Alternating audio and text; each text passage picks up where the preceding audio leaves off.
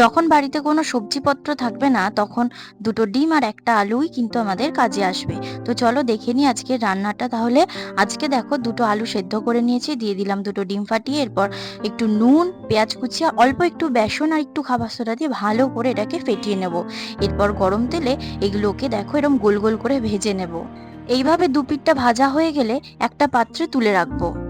এরপর ওই তেলের মধ্যে একটু চিনি দিয়ে দেবো, চিনিটা একটু গলে আসলে তার মধ্যে দিয়ে দেবো দুটো শুকনো লঙ্কা, একটা তেজপাতা, আর এখানে দিয়ে দেবো গোটা জিরে ফোড়ন।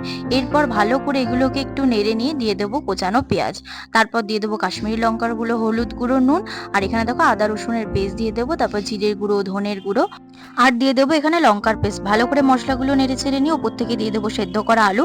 এরপর একটু কষিয়ে জল ঢেলে দেবো।